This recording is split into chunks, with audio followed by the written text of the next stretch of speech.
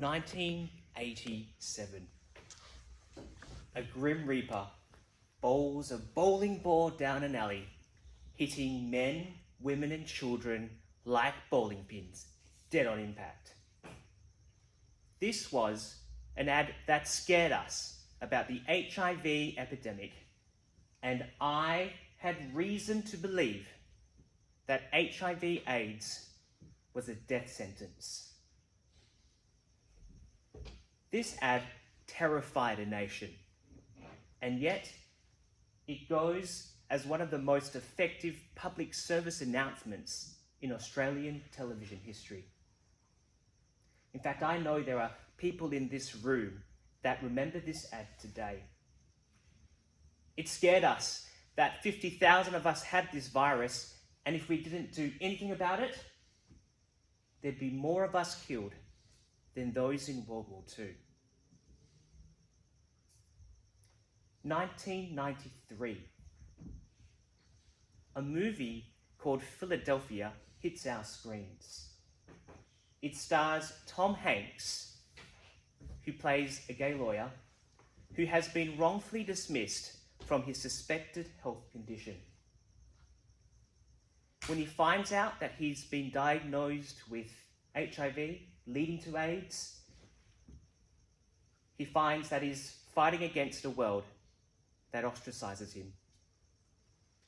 In one scene I remember, he's lying in a hospital bed, and as he reveals himself, there are lesions all over his skin. Towards the end of the movie, as he's trying to defend himself, he collapses to the ground. The cocktail of drugs that he's had to take has taken its toll. Eventually he passes away, never finding the justice. See, I had reason to believe that not only was HIV/AIDS a death sentence, but it would ostracize you from society. 2018. I meet a friend I haven't seen in such a long time at a really nice cafe in Trig. He says to me, "Josh, it's been an interesting few months. Back in March, I learnt that I'm HIV positive." And I remember sitting there. I remember sitting there thinking that he was going to die. He told me how he first felt when he found out the news. Feelings of loneliness, guilt. You see, he too had reason to believe that HIV would kill him and that he would be ostracized. No one would love him anymore. He's around my age. One of the things that shocked him was this sense of loneliness that he felt in his heart. You see, he felt like he couldn't love anyone anymore, because if he even tried to love anyone, he too would end up being a Grim Reaper. He eventually found the courage to tell a very close family friend, but he found something that Tom Hanks' character didn't find in that movie. He actually found a lot of love and support.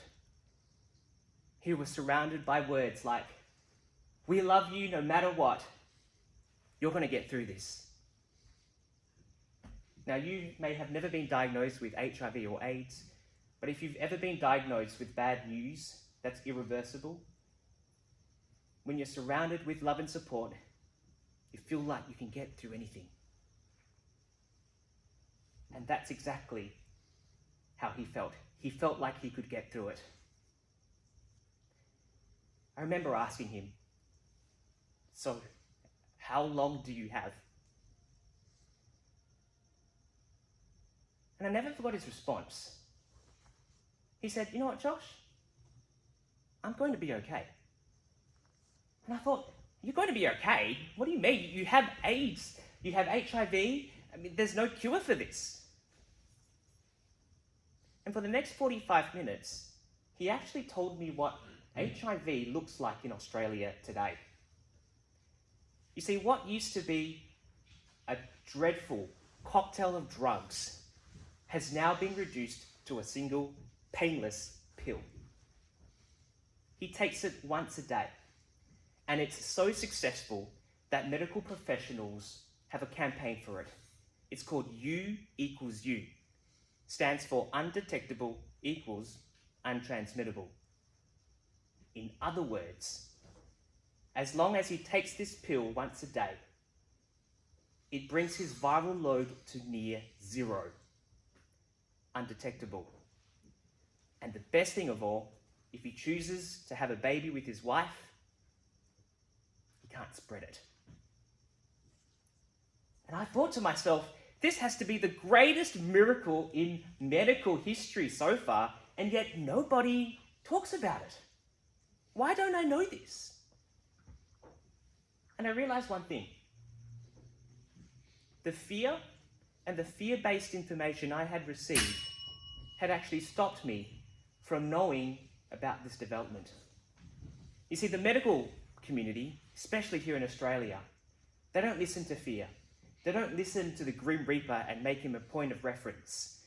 They've worked hard to make HIV a chronic condition that's manageable, like high blood pressure or diabetes.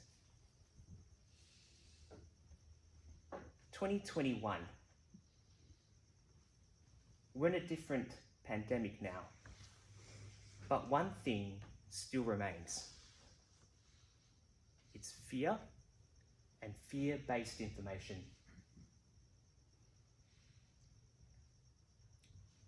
There's a lot of information out there in this confusing time, but I have a call of action to all of us here. Don't let fear grasp your words. You're all gifted with words. That's why you're here tonight. So I say, set aside fear. Research, educate yourself with credible sources, and speak from a place of faith, hope, and love while you're speaking the truth. It will have far greater outcomes than the words spoken out of fear. Maybe to someone in Sydney, you can say, "We love you. We'll support you all the way." See, I had reason to believe that HIV/AIDS was a death sentence. But what I've actually learned is that fear is the ultimate killer. Fear holds us back in the past. It keeps us from knowing the truth. And most of all, it can kill the compassion we have for others. Let's not make people feel that they're the Grim Reaper of 2021.